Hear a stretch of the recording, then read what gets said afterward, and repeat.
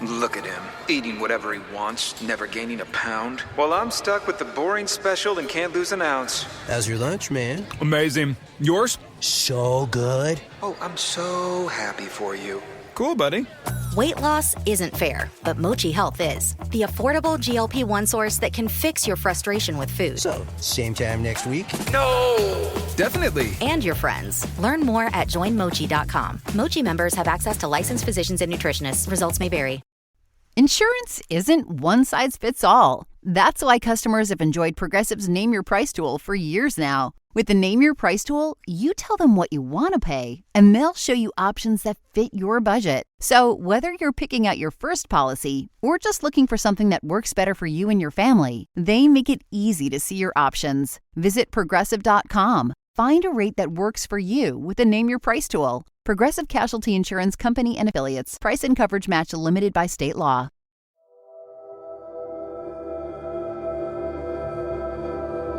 Hello. Hi, Lynette. Hi, Rob. Hi, Cindy.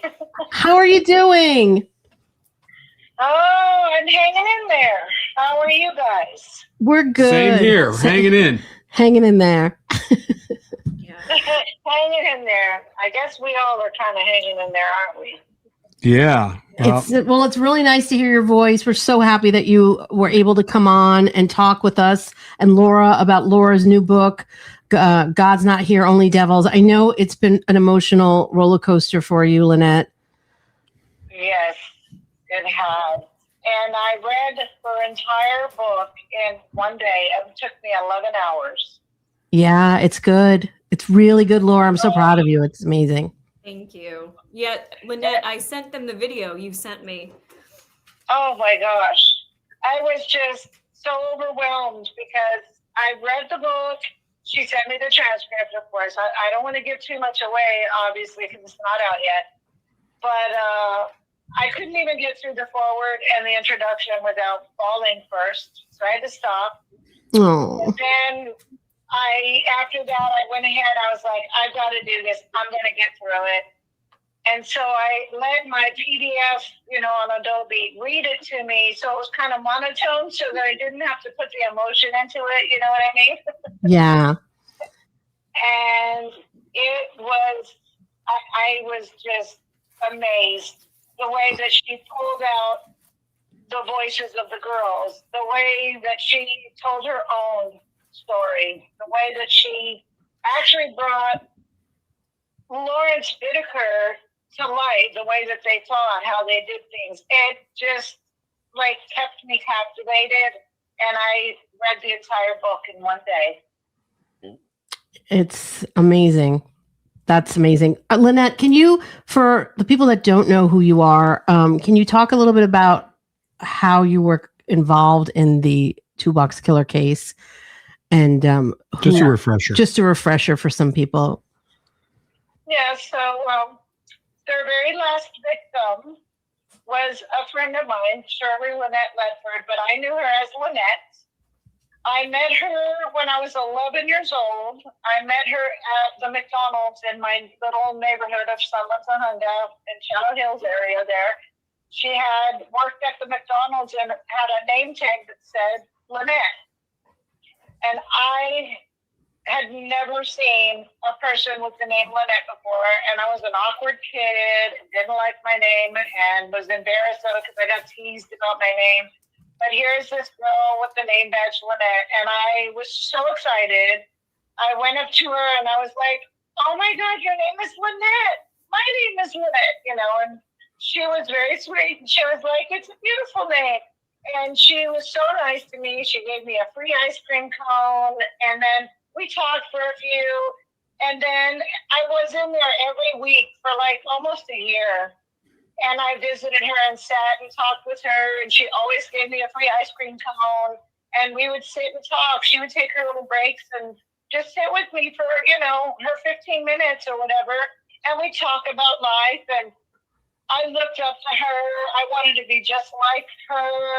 I just thought she was the most wonderful person. She was so kind to me.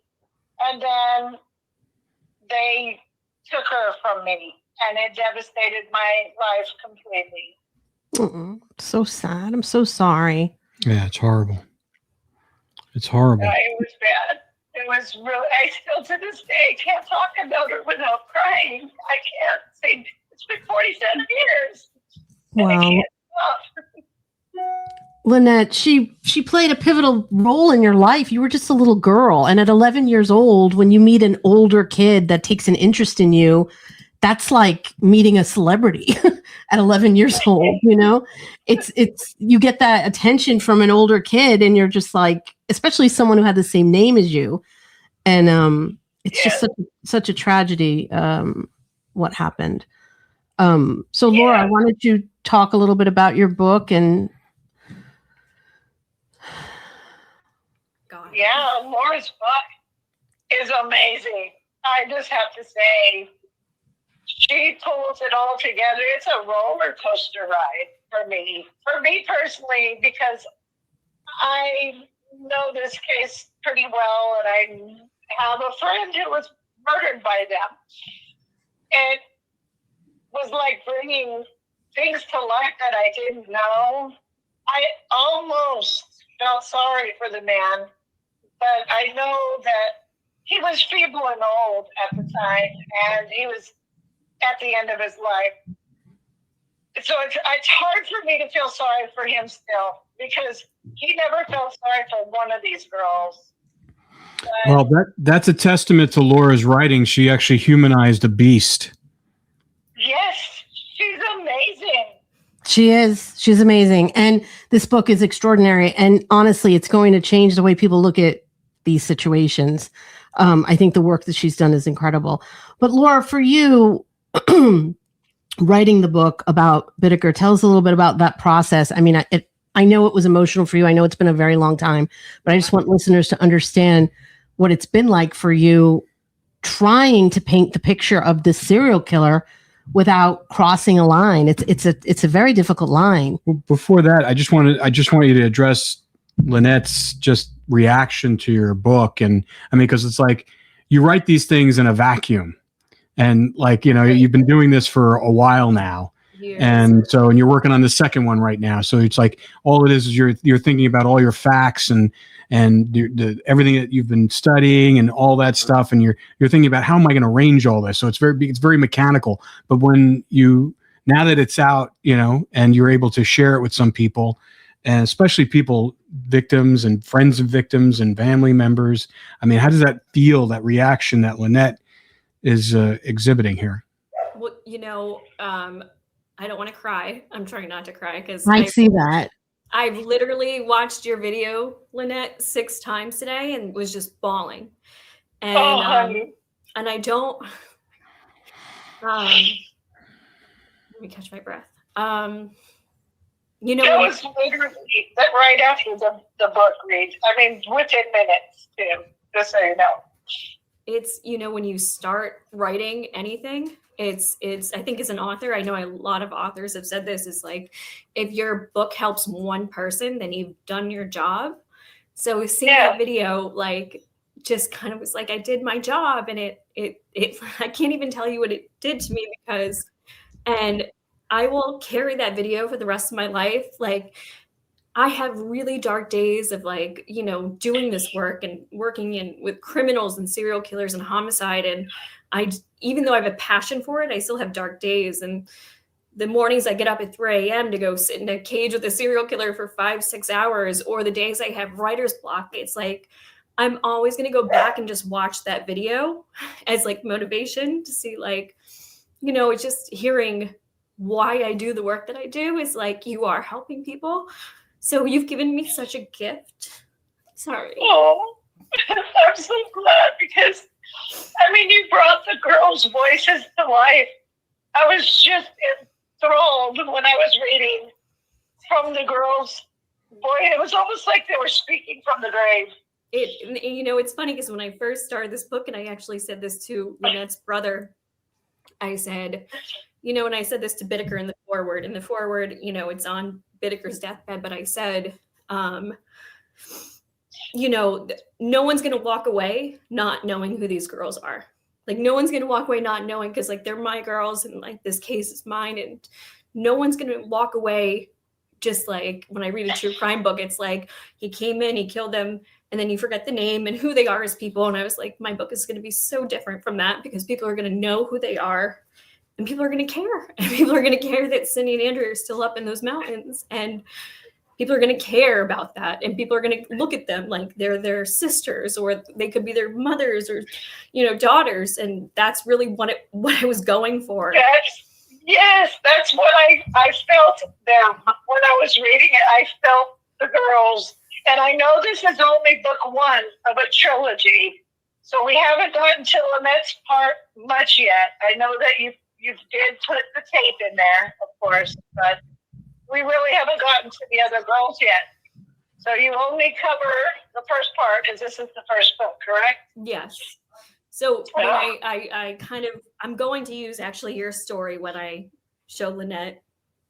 And the stories that you're going to read about the girls, in the first book, you meet Cindy and Andrea, but all of these accounts are straight from the family members and friends who were closest to the girls and their most fondest memories of the girls. And I'm just putting it into narration and bringing them back to life and capturing it, because I would hear these stories and I'm just like, wow, these are amazing people. These were amazing girls. Doing Lynette being only 16 years old and, doing her lunch break with you and just sitting there and being a friend to this little girl she didn't even know. I mean, I know. That's the thing. It's like he ripped away these lives that had so much potential and were such shining lights. And, everybody says, oh, they were shining light. But these girls that we've gotten to know through you and through the stories that we've been hearing for the past 5 years working with you, Laura, is, awful potential wasted. He just took these young people and just ripped them off this planet with no remorse for any of it. But Lynette has a point. The thing is about reading your book is that you gave everybody a voice in this book, even Bittaker, even though you hate him and you just can't believe anyone could do such horrific things. You do almost feel sorry for him, which is a testament to your writing, Laura, and to your work and your empathy and your tactical empathy that people don't really understand, but is so necessary in the work that you do. Well, I think, not even just giving them it's not really even giving them a voice. I really wanted the readers and people out there to be educated on how these guys operate, how they think. Yes. So they can, if you're out in the world, you might see something or something might click. It was like when I was writing that was always in the back of my mind, is like, can be used for education for others of like how to spot a psychopath or a sadist or what to look out for, because unless you know how these guys think, you will never see them coming. Mm-hmm. I think it is an important aspect of it is to see it from their lens as well, because it took me, nights I would just sit up and be like, how am I going to get into this headspace? Because these guys, they really think of like, they go out and they look at, like, they'll go to a grocery store and they'll just circle the alleys and look for prey, who's moving slowly by their walk. And that is just like such an absurd thought to all of us. We're like, wait, what? Yeah. But so you have to actually, and I was reading something where Michael C. Hall, for the character of Dexter, that's what he did, is he would like go out and just watch people. And he was like, it was so weird. But he's like, but I had to get into the role. And really that's what you have to do, is like, they're just out there watching and waiting the entire time.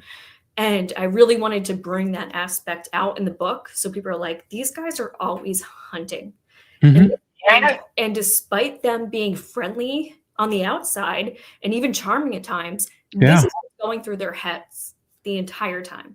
Oh, absolutely. I mean, Ted Bundy was super charming and good looking, and he was able to, and then just recently this week is when, I don't know if you saw it, but the whole thing with Rex Heuermann, the Gilgo Beach. I mean, the fact that part of his deal of kind of foregoing trial and just taking responsibility is that he's agreeing to be studied by the FBI behavioral lab people, and so I think exactly what you need to do with someone like that, who is like, obviously he's never going to get out of prison, but don't just throw him in the jail and throw away the key. Try to figure out what made this guy do all this stuff for so long? Because he did it for a very long period of time. Right. You Well, know? that's always been my argument against the death penalty is keep them alive for study. Mm-hmm.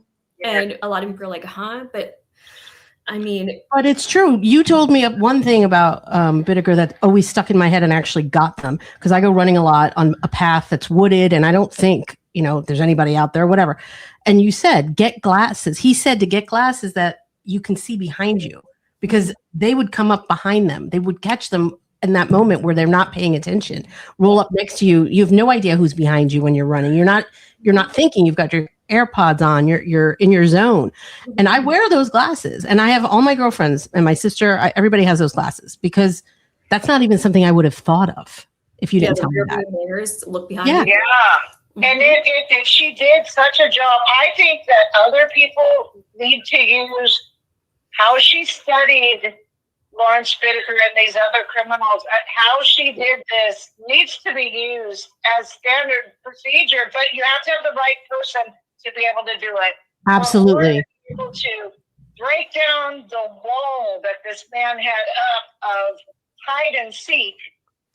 I don't even know how else to put it. He hid from everybody his trueness and his nature, but he was able to bring it out of him, and he told her exactly how he did things and how they thought. And for her to get that out of him was amazing to me. Well, we would have never known. No, we wouldn't have. Years, and he would just say he was innocent to Mary O'Toole, John Douglas. I mean, nobody could break him. And when I've had long conversations with the FBI profilers that have gone into San Quentin and interviewed Lawrence, and what I did versus them. And there's some big differences, I would say, from both Mary O'Toole and John Douglas. But I think especially is I paid attention to his word choice, like you saw in chapter 1.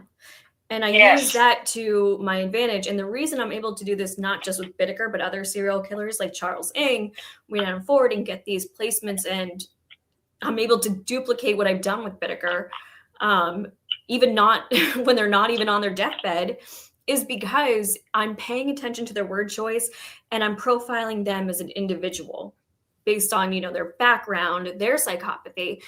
And I'm just paying very, very close attention to them. And I know how to develop a real criminal profile right in the moment, because I'm able to do that right in the moment when I'm interviewing them. And it is a skill, because you're in the moment with them in a cage, and literally in a cage, they're uncuffed, you're sitting there, and sometimes you have to pivot and you have to know when to push and pull during an interview, especially with these guys. You got to, look at all their cues, their social cues, everything they're doing. You have to be able to take it all in and know when to pull back and know when to push forward with each and every single one of them. And I think once you get in sync and rhythm with that and really understand them and their background, then you can go even deeper with each and every single one of them. Yes. I love how you made it sort of like Alice in Wonderland. I hope that's not giving too much away. No, but it's true. Wonderland. You were in Wonderland, and you were like Alice, trying to figure it all out, and you literally beat Wonderland somehow. Alice in hell, really. You did teach me a little bit more about everything. I'm sorry, I didn't mean to interrupt anyone, but you did teach me things, and you made me think again, and I think it will make the readers see that these monsters, like you were saying before, they could be anyone. They could be your next door neighbor who comes over and helps you water your lawn or pulls your wheat. You just never know who these people can be. And you have to always watch yourself, watch out for the people around you.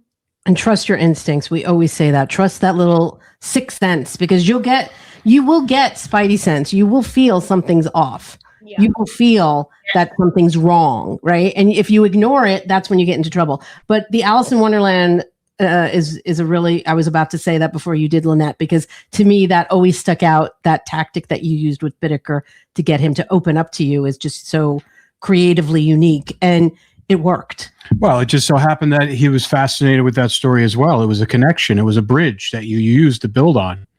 But it was by one single word choice he used that anybody could have missed. And this is why, like, every single word they speak is critical. Like, you really have to be analyzing everything they're saying, everything they're doing in the moment. Because, like, look at that opportunity with Bittaker, with Alice in Wonderland. You know, in the moment, I was like, this is kind of crazy. Should I do it? Should I not do it? But I went for it. And it worked incredibly well. But I would have never been able to have even gotten there if I didn't know from his word choice that was his favorite childhood story. Mm-hmm. But Wow. you do that. I can't say enough. It was riveting to read that.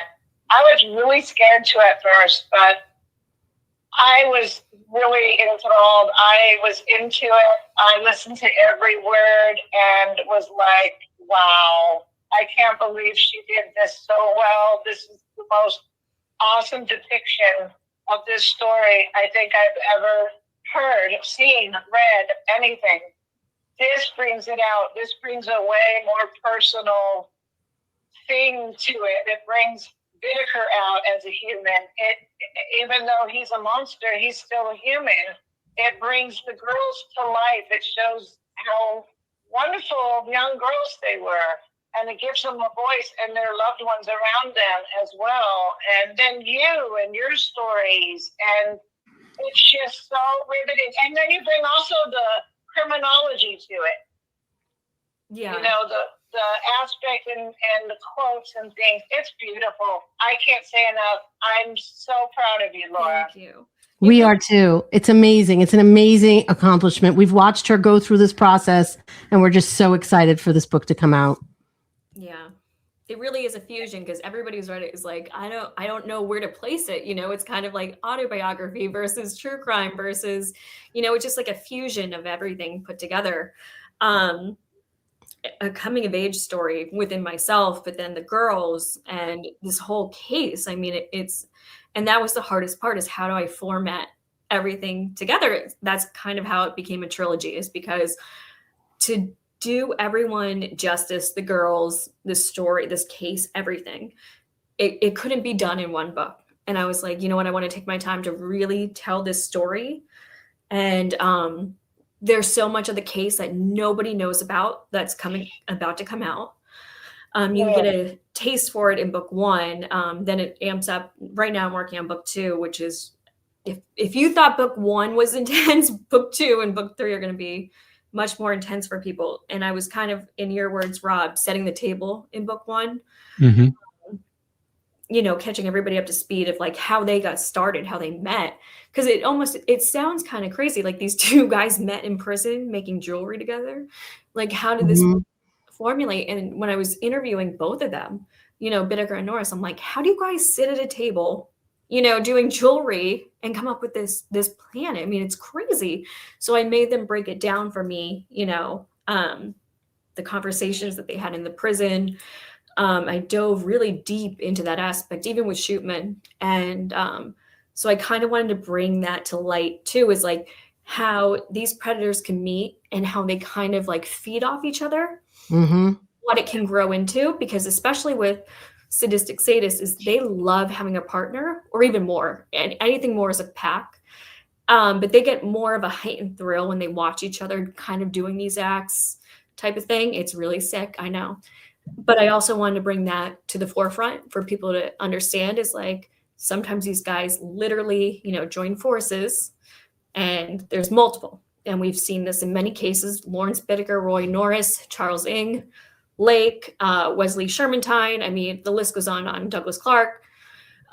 This is not like a rare thing that happens. You know, sadists, they do come together. And I wanted people to be aware of that too. You know, there was a lot of aspects of the criminology I wanted to bring to the forefront too, and even the prison systems. And, you know, God, there was so much to put into one book, but I hope I did a good job of like covering each topic and basis. And yeah. You did an amazing job. You really did. Learn this from prison. Yeah. Wow. Crazy. It's really crazy. Yeah. I'm so glad you read the book, Lynette, because I was worried. I knew it was going to be really emotional for you. And I know you were like struggling with the thought of it, but I'm really glad that you did, because I think it can help the healing process for you. Yeah, it's still, because it took me so long to even come forward with this whole thing in the first place. And, I did leave memorials for her on different websites over the years and stuff every so often, because I think of her all the time. And there are some times that I just break down and cry and talk to her, and I miss her, and I will always miss her for the rest of my life, I'm sure. I mean, I'm getting close to 60 years old here soon, and I still miss her. She would be 62 this year, I believe. So she would have turned 62 March 4th. And she's just not here. The world missed out on such a bright and beautiful person, and the other girls as well.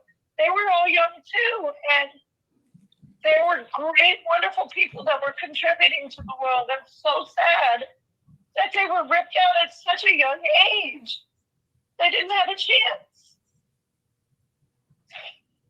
It's hard. I'm sorry. It's okay. Oh, it's okay. It's okay. It's a horrible, horrible thing. But, I'm glad that Laura is able to kind of honor their memory in her book, and also answer these questions that people always have after these horrendous crimes is why? Why did it happen? Why did they do it? How could they possibly do it? What's going through someone's mind that actually to formulate some sort of plan to just zap the innocence out of someone and just take their life and snuff them out for no reason other than for their own sadistic enjoyment. And it's just like, why is it? It's unheard of. Just don't. You can't even. Most rational people can't even think about doing something like this. So we're not even on that same plane. And then when you hear about these awful crimes that these serial killers do, or killers in general, you're like, what? And majority of them are men. And it's like, what happened to this person to get them to this point? And why did they pick such innocent people? I think it comes out a little bit in the book, but I don't think it really grasps the enormity of that statement that you just made. What does make them that way? Because we all have bad things happen to us in life. Not everybody, but a lot of us have bad things growing up and feel rejected from parents or whatever. But to flip that into enjoyment of torturing and murdering innocent lives, I just can't fathom it. I can't get my brain around it. Hard. I mean, it's everyday evil. Yeah. And it's and what's horrible is that you don't know where it's hiding in plain sight. That's the scariest part. Yep. And I feel like it's becoming more prevalent in our society with everything that's come out recently. It's something, a lot of people like to think, serial killers are going extinct. That's just not a reality. And, no. And, this darkness is really everywhere. And it's really, it blows my mind, even as a criminologist, when I'm looking at everything. But it also reminds me, this is why, to do this work, this research, it needs to be done because it's getting worse. Oh my God. The other day in our neighborhood, we live in a very beautiful suburban neighborhood north of Los Angeles. It was in actually the Daily Mail, what happened in the Whole Foods, a poor woman, young woman in Whole Foods, just bending down, looking at a shelf. Some man had followed her in. She didn't know. She wasn't paying attention. And he literally came up next to her and took his thing out of his pants and put it in her ear in the store. Oh, my God. It was videotaping it. And it was on the Daily Mail. It was in the Daily Mail. It was all over the news. We couldn't believe. And they can't find this guy. They got tons of video of him. And they can't find him. He's in our neighborhood and nobody can find him. So it's terrifying what's going on. I mean, this is like to me, that's a step. That's a step. Like, Laura, what do you think of that behavior? I mean, don't you think that's like? I mean, that's beyond brazen. I mean, I thought Bittaker and Norris are brazen, but that's beyond. I know they were brazen enough to take someone and put them in a van, but something like this, like where you just don't out in the open, in Whole Foods, didn't even care. Didn't even care. I Well, mean, you know what happens? what would he have done in private with that something? Like if he had cornered her in the parking lot in her car? Oh God, it would have been way worse. Way worse. I mean, mean, you can imagine. It's really scary. It's all around us. I mean, it's like you have to always be vigilant. And that's why I always tell my nieces and all the young women that I know, just trust your gut, no matter what. Yeah. Well, there's something called... Trust your gut. You always have that gut feeling. I know that I do, and I know my best friend does, and I hear it from you guys. We have that feeling inside of us that something's not right. Go with that. 100%. 100%. Oh my goodness. Yeah. No, and if you don't have it, cultivate it because it can be cultivated. Pay attention. Most people ignore it. I feel like society, growing up, they kind of diminish it, or you got to be polite or something, but it's still there within you, and you can bring it back up and literally just go out and just try to get reads on people. That's a way to bring it back up. And when I was at San Quentin, when they were dismantling Death Row, I'm not going to say his name, but the one who wanted to do something to me in the cage. When we were there, yeah. When I asked the other serial killers, what should I do? They all said the same thing. Pay attention to your gut. Pay attention to your gut and what you're feeling. And I thought it was so fascinating that every single one of the serial killers were saying that to me because they knew. Just pay attention to that. You're going to know. Yeah. It's they know. Lynette, we've been talking to the serial killers about other cases that are like happening and they don't know if it's a serial killer or not. And a lot, like 95% of the things that they've told us actually happened. And it's terrifying. But it does say something about this study that Laura's been doing and the fact that this book is coming out and that they're taking the Gilgo Beach murderer and they're going to study him. I think it's really, really important because if these serial killers can see this kind of behavior and they know it immediately, there's collective. It's not just isolated to Bittaker and Norris or whatever. I mean, there's people out there that have problems like this, mental problems like this, that it's just not going away. I wanted to ask you something, Laura, because I watched that coverage of the Rex Heuermann, Gilgo Beach guy, and in court and them talking to them. And then afterwards, his wife came out and gave a statement, but was not going to take any questions, but they were still asking her questions. And one of the questions, which we've asked this of serial killers' families and stuff like that, how did you not know what he was doing? Wow. And unfortunately they didn't let her answer. Her lawyer didn't let her answer it. But the one thing she did say is she goes, well, during this difficult time for our family, could you just respect our privacy? And I was just like, I was really kind of taken aback by her saying that. I mean, these people her husband snuffed out so many young women's lives brutally and just left them. And for them to say something, terrorize Long Island, where I'm from, terrorize the area. I mean, 100%. But I'm going to say something as someone who has a killer in their family. I hate that question because it's victim blaming.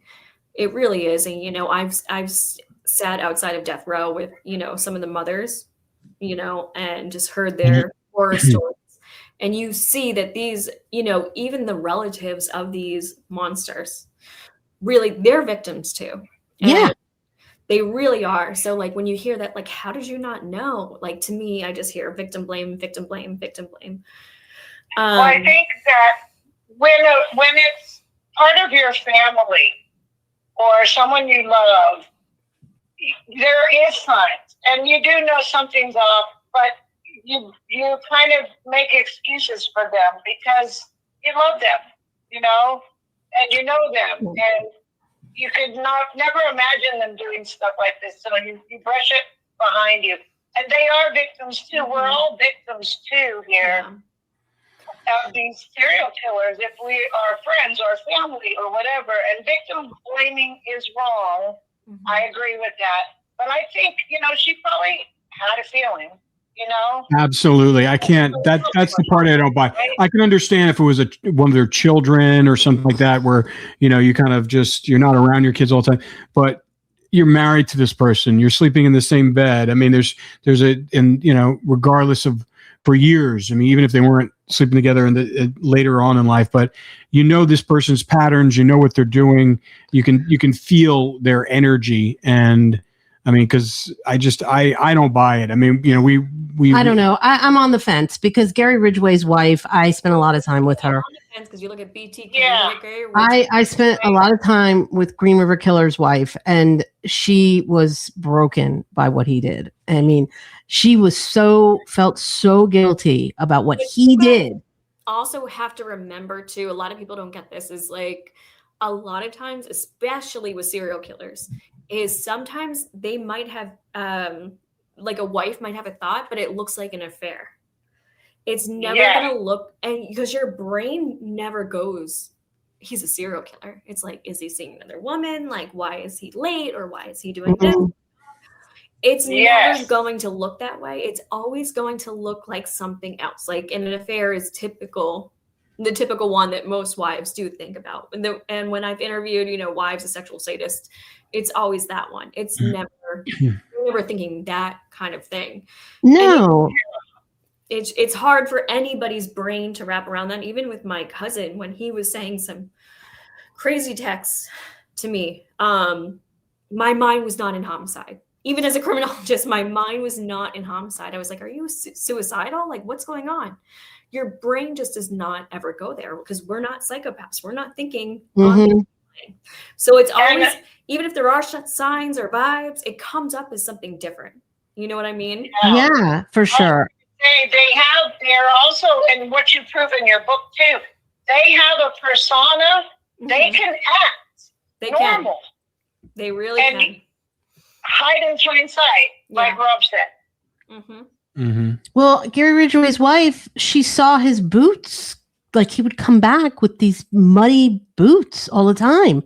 And she goes, I knew that wasn't normal, but I didn't know why. Like, she had no clue that this is what he was doing. And I know she didn't. I could tell. They always have a script. Like, I was just writing this in book 2 is they were saying, why doesn't the van open from the inside? Or, like, because they rigged the lot. And he said, well, I have my expensive tools in the van. I work at this Air Force base, fixing planes, and I have thousands of dollars worth of tools. My van's been robbed. And that's why I rigged it so it can't open, so I can't get robbed anymore. That was Larry's excuse. So it's like they always have kind of like a perfect story. Like yeah, ready to go. That actually does seem like, oh, that makes sense. That's plausible. Yeah. Because like you say, you're not going to, oh, my husband's a psychopath and he's out there killing women. Right. That's just not where your brain is not going to go there. Even if it's true, and even if you feel something's wrong, you're still going to fight it. You're not going to want to admit that. And he, both him and Norris targeted younger people who they knew they could manipulate, and they would manipulate them they'd ply them with, drugs and alcohol and make them feel good. I mean, obviously they didn't do that with Lynette. Lynette's story is just horrible. Oh, it's awful. But previous ones, they would like do that, take pictures of them, make them feel cool. An adult is like buying them stuff and letting them hang out and letting them do stuff that their parents would never let them do. I mean, but victim shaming happens a lot, and it's really disturbing. I mean, it's really, really disturbing. Well, for me, I thought it just in that form, it was tough to really. But nobody thinks with the family members. Like, I just have that experience because I am one. But I think, Cindy, I've talked to you about like, I'm not going to mention it here, but the line from San Quentin, we were sitting the line and saying like, these are all victims. And you and I were talking, but you don't realize or think about that because they're going in to see that person. But it's like, that's somebody's dad, that's somebody's uncle, that's like son. And and they are victims, but they're kind of like the shadow victims, like you don't really hear about or think about because they're connected to that person, but really they are victims as well. And I was like, we should bring a light to that. And I'm not saying like maybe she did have ideas, or I don't know too much about her story to say one way or another.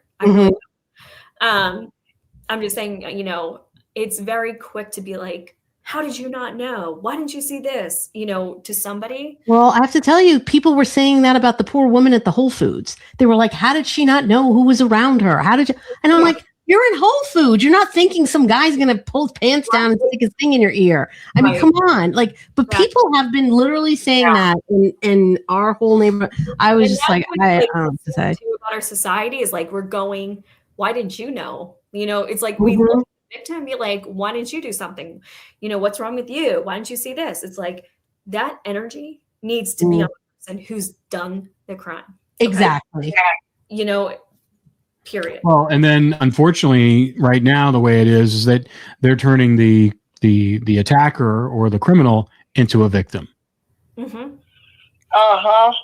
which is really kind of horrible. I've been noticing that too. Now suddenly, good is bad and bad is good. Where did that come from? Yeah, I mean that horrible crime that happened in North Carolina to the Ukrainian girl on the bus or in a train. They're like, they initially came out, well, he's mentally disabled. He's not of sound mind. We can't try him. And fortunately, a judge came out and said, nope, he's getting tried. So it's just like they immediately want to make the attackers the victims, and the victims, you know. So backwards. I didn't know they changed that. I had not heard that him not actually, it's not supposed to go to trial because of the mental illness. I didn't hear they turned it around though. Yeah, it came out today. It just came out today. I don't know if it's going to. Everybody's talking over each other. Yeah, it just came out today. I don't know.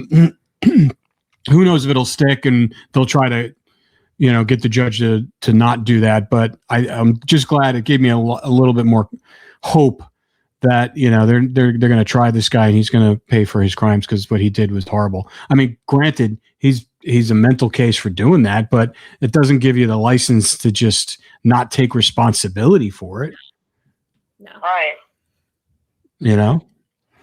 No. Because if he doesn't get tried for that crime and thrown in jail, it's going to do it to someone else. Well, no, he'll spend some time somewhere getting treated for something, and then he'll be out again. Look at Bittaker and Norris. Exactly. Right. This is what we're saying. Like, look at William Suff. He kills a child. He kills his child. And then he's out. He's out free in the world and goes and kills how many more people? I mean, this is the thing. It's like you have to. No. But I wanted to ask both of you, because we were talking about, you know, the spouse or like not knowing and how do you. So I wanted to ask both of you, because you both are married. You know, Rob, if you woke up in the middle of the night and you hear Cindy coming in, and vice versa. Cindy, if you hear Rob coming in the middle of the night, and there's, you know, mud on your shoes, and you climb back into bed, and they're like, where were you? I mean, I can't even get up in the middle of the night to go to the bathroom without getting questioned when I get back into bed. Same with me. Where'd you go? What are you doing? What's going on? No, there's no way. No. I mean, we're together 24 hours a day. I mean, if he came home with mud on his boots in the middle of the night, I'd be like, okay, what the hell's going on? Exactly. No. Right. Yeah. No. What about you, Lynette? What would you do with your husband? Well, actually, my husband's not with us anymore, unfortunately. But I'm sorry. Like that, I would definitely be 100 questions. What's going on? Where were you? What were you doing? Don't lie to me, because I know you. You can't lie to me. You know? Exactly. It's as obvious as like walking in with blood on your. Even if it's not even if I answer my truthful answer sometimes, but if it's not logical to her, it's the follow-up question. No, you didn't. You didn't. That doesn't make sense. Why are you outside? Who are you talking to? Where'd you go? And I'm like, I just told you where I was. Yeah, it goes both ways. He does the same thing. It's pretty funny though. I mean, it's like one night we had like some guy was drunk and he had a gun not far from here. We could hear it out the window. And he like ran outside. And I was like, wait, what's happening? And my son and I run outside and he's like over there filming everything. And I'm like, what is going on? Like, why are you running towards the gun? But the thing is, it's like he couldn't even get out the door and we were both behind him. Wow. But yeah, I think it would be very difficult to not know what your spouse was doing like that. And I gotta say, you both are, investigative journalists. So I feel like, especially with you guys too, you're not getting anything past each other. Oh no, he doesn't even let me go to the store by myself. I'm not allowed to go by myself. Yeah, no more. Yeah. And we live in a really nice area, and it's like I just don't. Where you guys live, yeah. Yeah, and it's just like no, it's gotten really dangerous here. It's kind of scary. Like and for some reason, crazy people are drawn to Cindy. Uh-huh. She's got like a light, and they come up because like I'll go in there, same situation, same group of people. I'm in and out, zip out. There's like there's no interaction. I don't say one word to anybody. And then she goes in, she's in there for 5 minutes. She comes out. This crazy person came up to you. This guy was following me. This rude lady said something. I go, what happened? That's so weird because my late husband, who just passed away in 2024, he used to always say the same thing about me. I would go in the store and people would come up, crazies or not crazy, but people would start talking to me. And he would go in the store and he's like, nobody paid attention to him whatsoever. And he would be like, how do you do that? Why does everybody want to come up and talk to you all the time? No, more beaming personality, I guess. I don't know, but I just get a lot of attention from people. People are approachable, I guess, which is a little dangerous and scary, though, isn't it? Well, sometimes Laura and I have talked about this because sometimes I'll just start talking to them and I'm like, well, why am I talking to this person? I don't even know this person. Like, but when you're in it, you don't think about that. It's like you don't think about it until after the fact. Then you're like, oh, wait a minute. Where's my wallet? Where's my phone? Exactly. It's like, part of it. Sometimes they're there I too. got robbed, actually, from somebody who was standing right next to me. I got robbed of my wallet in the beginning of 2025.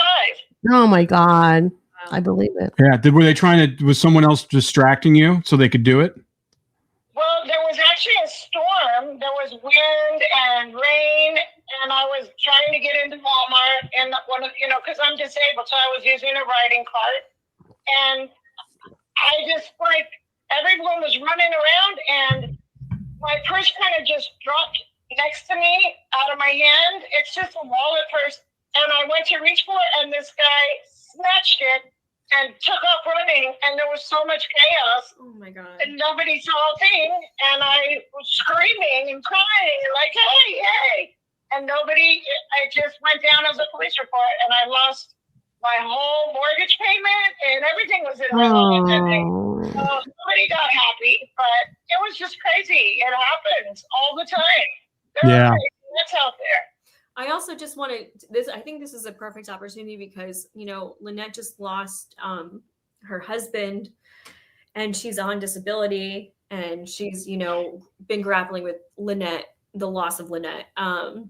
Like so many other people on this case or anybody who's been a victim of homicide or close to a homicide. And I know you've mentioned through texts about like having trouble with like getting Social Security and stuff. Lynette. Yes. So I wanted to just put a plug in. She had a GoFundMe with the bank account just cut off the bank account, but she has a Cash App. So if anybody out there, feels moved enough to send Lynette some help at all, or even just a friendly message, do you want to say your Cash App to anybody? Yeah, my Cash App is the $, and then Laguna Berry, LAGUNABERRY, just like Laguna, like the beach, but that's where I live. So I picked Laguna Berry. That's just my name online now. So it's $, Laguna Berry on the Cash App, and any help I can get right now because I'm at my wit's end and everything's getting shut off on me right now, and I'm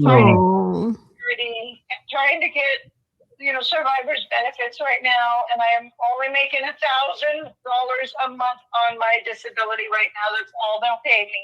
So nobody can live off of that in these times. My mortgage alone is over $800. So I'm really struggling right now, bad. Oh, I'm Lynette, so I'm so sorry, sorry. Lynette. I'm really sorry. Do you have an address if anybody wants to send you a care package as well? Yeah. Yeah, but don't put it up there. Don't put it up there. Just text it to us.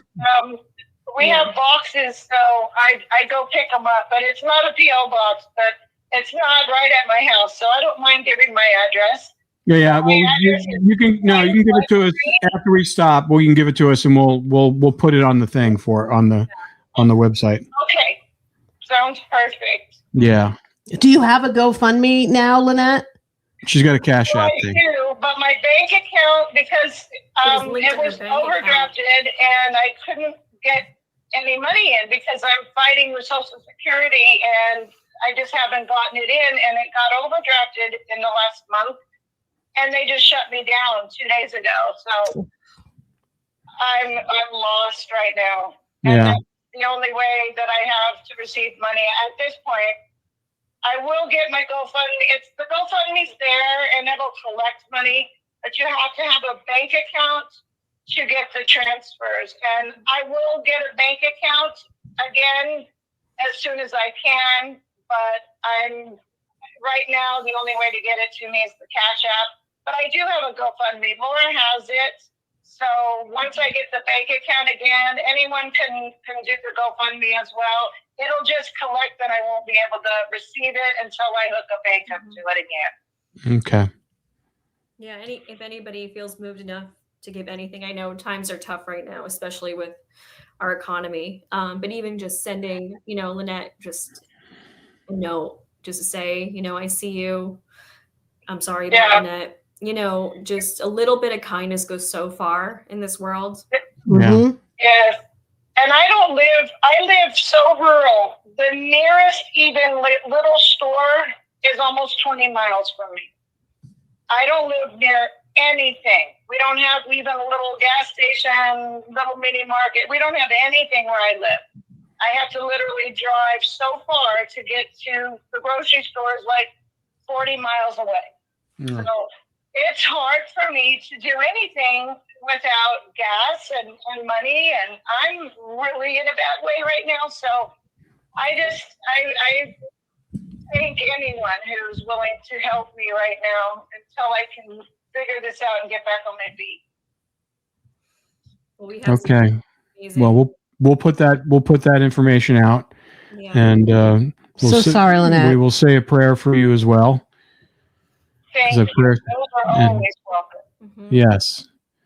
All right, guys. Well, listen, this has been great. Lynette, thank you for sharing all that information for us and your reaction to her book. And Laura, you're right. Like you said, you've already accomplished one thing. You've touched one person, and the book's not even out yet. I want to just gotta ask keep you. going, Laura. This was amazing to me. It's such a roller coaster ride, and it's not even really gotten to Lynette yet, but all the girls, it's just I love getting all started. the girls. So the whole thing just was so amazing. This book, I recommend it to anyone to read. Over the age of 18, I should say. That's a good advice. Yeah, not for kids. Ask me really quick, Lynette. Is it okay if we share your video with the viewers? Absolutely. Absolutely. Yeah. I said that to Laura for her to do what she wanted with it. That was my initial reaction, and I wanted to give it to her raw. So, yeah. Thank you, Lynette. Yeah, we'll post it in here in the video. Thank you so much for sharing your story with us. I know it's been really, really hard. I'm so sorry you're going through this terrible time. Please, if anyone can donate anything to Lynette, please do. Even like Laura said, anything goes a long way just to even be recognized, even if it's $5. I know it's a hard time for a lot of people right now, but thank you, Lynette. And thank you, Laura. Thank you so much, and God bless you. And Laura, I'm going to keep promoting this book because it is really fantastic. Thank you. I mean, It's amazing. It means so much to me. Just, your review. I mean, I've been crying all day. I'm going to cry probably when we stop recording. Listen to it God again. bless you. I feel like we're kindred souls in some way. Yeah. I mean, I think the first time I ever cried on the podcast was her first episode. And I was remembering Nicole, and I was just like getting so choked up because the way you talk about Lynette is like how I remember Nicole too. And just know, like, we'll always have that. There are dragonflies. Like, they were only meant to, you know, come into our lives and skip across our hearts and inspire us to live, you know, every single day to the fullest. And I told you about the dragonflies that are coming in my yard suddenly in the past few years. They're everywhere now. And I'm in the desert, okay? And I have dragonflies all over coming in my yard. Yeah. It's amazing to me. I see them all the time now, too. So, Cindy, you do too. I do too. I did yesterday. I was like, my God, there's like 3 dragonflies. What's going on?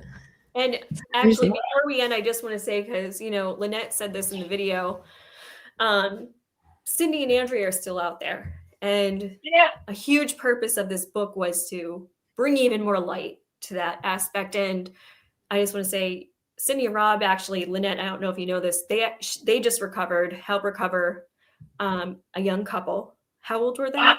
17 and 21. They were their remains were missing for how many years? 13 years. 13 years, and just recovered because of their work.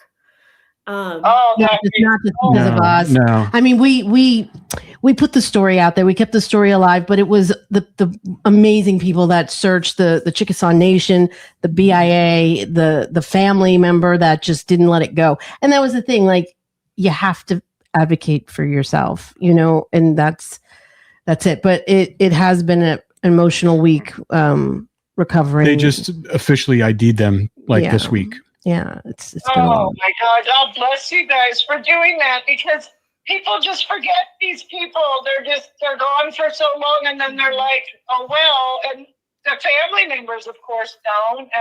And the world needs to know that these people are still out there missing.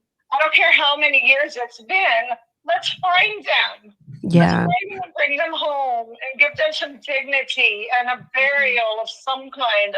A funeral. We've got to do it. Yeah. And I think both of them are being very humble right now because, you know, you did 70 episodes, right? Or more. I mean, you kept on this case, and I think it's incredible. It's incredible. Thank you. Yeah. Well, gotta speak for the voiceless, you know? Yeah.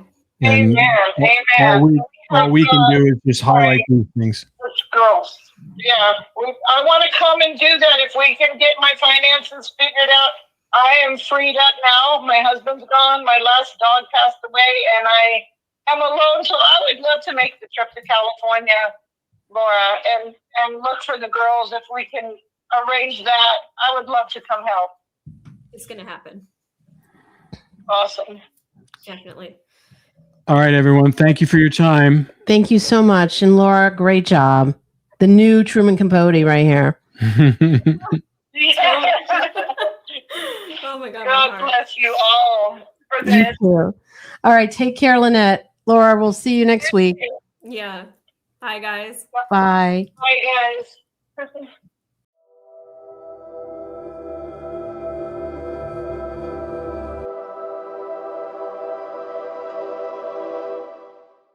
Ryan Reynolds here from Mint Mobile with a message for everyone paying big wireless way too much. Please, for the love of everything good in this world, stop. With Mint, you can get premium wireless for just $15 a month. Of course, if you enjoy overpaying, no judgments, but that's weird. Okay, one judgment. Anyway, give it a try at mintmobile.com/switch. Upfront payment of $45 for 3-month plan, equivalent to $15 per month required. Intro rate first 3 months only, then full price plan options available. Taxes and fees extra. See full terms at mintmobile.com.